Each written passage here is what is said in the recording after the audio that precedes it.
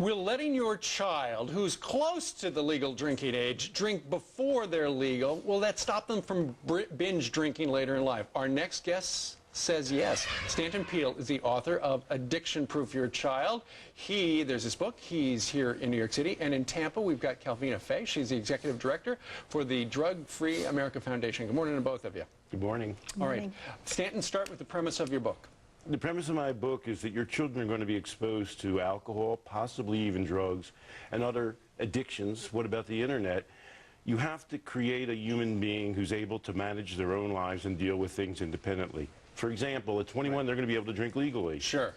And, you know, when my son was going through the admission process to get into college, we'd go and we'd talk to a number of deans of admission, and they'd say, you know, a lot of kids, when they get here, they're away from their mom and their dad, and they just go crazy, and they get in trouble. And alcohol is the best example of that. How do people commemorate their 21st birthday? They go out and get loaded.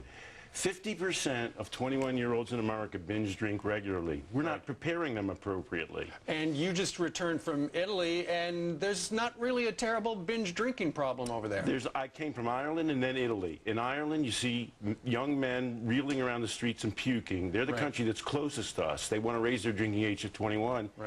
In Italy, I'm worried for your next guest. They allow kids to drink legally at 16, and if you're accompanied by a parent at an even younger age, she's going to have to go and nuke out a lot of Europe. We're the only country that limits drinking to 21-year-olds. All right. Calvina, tell us your point of view.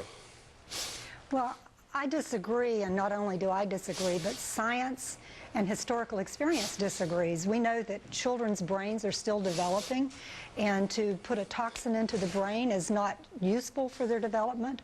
We know that when people start drinking young, they're much more prone to addiction, and we know that the two things that are most important to prevent problems later in life with drugs and alcohol is to show children the harms of drugs and alcohol, and for society to not tolerate it. So tolerance and showing that there is harm in it are the two most protective factors we have. Right. And Calvina, I think you'd agree that kids in high school now, these days, and junior high as well, they get plenty of education about drugs and alcohol. But it seems that there's such mystery to it that maybe his argument makes some sense. You know, why make it such a big deal? I'm suddenly 21, I'm going to go crazy. Why not, as a parent, just let him taste this stuff so that it's not a big mystery? Let me disagree with her on the science. First of all, 33% of 18-year-olds, 40% of 20-year-olds, and 50% of 21-year-olds binge once a month. It's binge drinking that's bad for your health. They've been told, American students believe it's worse to drink 1 or 2 drinks a day, which actually prolongs your life, than to binge drink on weekends. They're learning exactly the wrong thing here. Calvina? There's absolutely no evidence to back up Dr. Peel's theory. Just absolutely none. And a lot of evidence that contradicts it. At Wake Forest, they found that people who were introduced to their children to alcohol at home were 1/3 as likely to binge. Are you aware of that study at Wake Forest?